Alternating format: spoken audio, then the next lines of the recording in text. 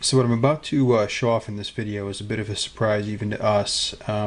We had heard in advance of the Verizon iPhone 4 official announcement that there might be an issue of some sort with the cellular antennas not having been completely fixed from the well-publicized issues that the original version of the iPhone 4 had.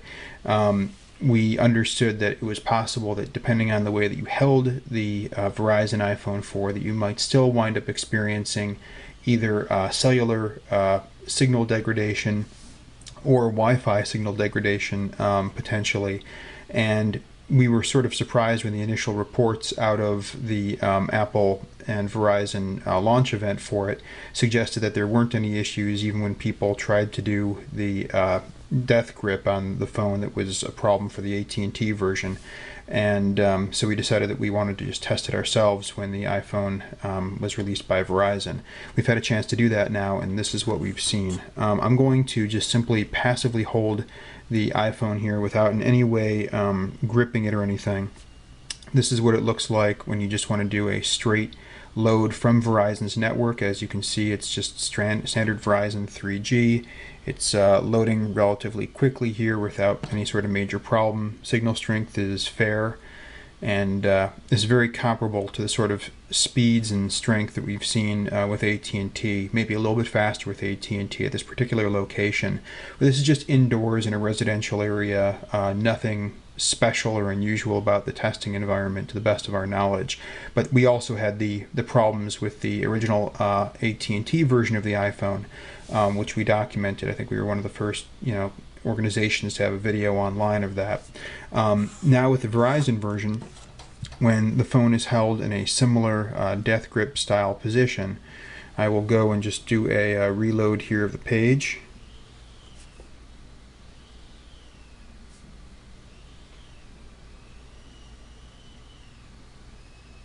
What we've noticed is a dramatic slowdown of the speed at which the phone is loading up pages over Verizon's network. We've also experienced the same thing when doing it over Wi-Fi, at least depending on how the phone is gripped.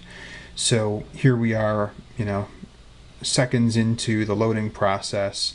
The signal for Verizon has gone down to the equivalent of 1 bar, and the page that had loaded quite rapidly before is now becoming very sluggish, loading element by element individually.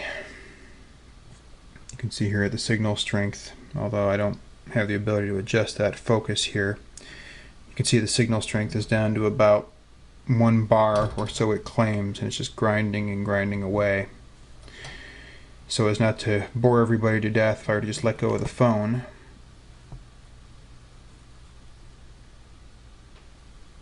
in some cases, depending on how much it's gotten through the page, it'll just start reloading again.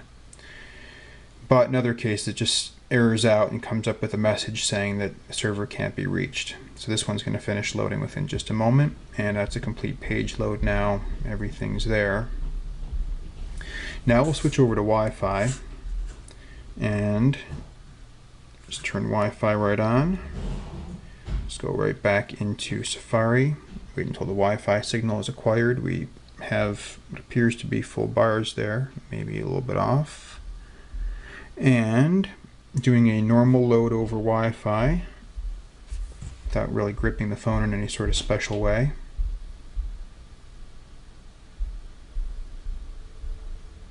Page load time is even faster than it was with Verizon before. That's a complete page load there. Now, depending on the way the phone is held, this is the standard death grip position from before.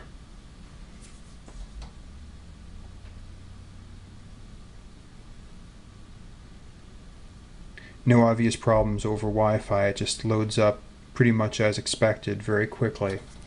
What we were told before this phone launched was that there would be something that was known as the death hug, that if the phone was held in widescreen orientation and basically like this, that you would notice speed slowdowns and attenuation based on the new antenna design.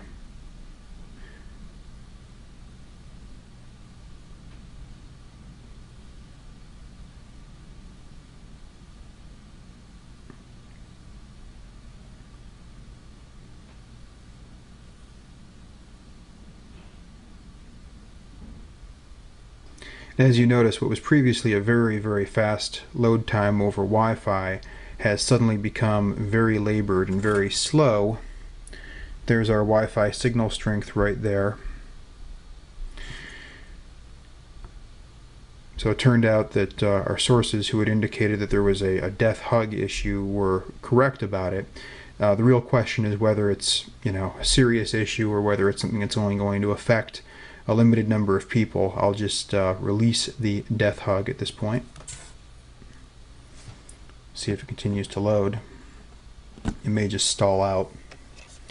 But something that can be done in any case that winds up typically fixing these sorts of problems. Notice it just comes right back to life there after I let go of the phone there. And even if I pinch it in the direct center and hold it like this, it tends to be totally fine. It's obviously having some residual effects from the previous slowdown, but it's come back to life now that the antenna is not being covered. When you pop it into a case, this is just one that I happen to have around, you can continue to hold it in the corners, and because you're not actually making contact with those antennas, it tends to load just fine. So as with the previous one, cases appear to work just fine to stop the issues from coming up with loading, but without a case, you're not only exposing the glass likely to potential for shattering or scratching, but also the antenna attenuation issue is going to be there, but just in slightly different ways than it was with the previous one. So hope that is useful for someone.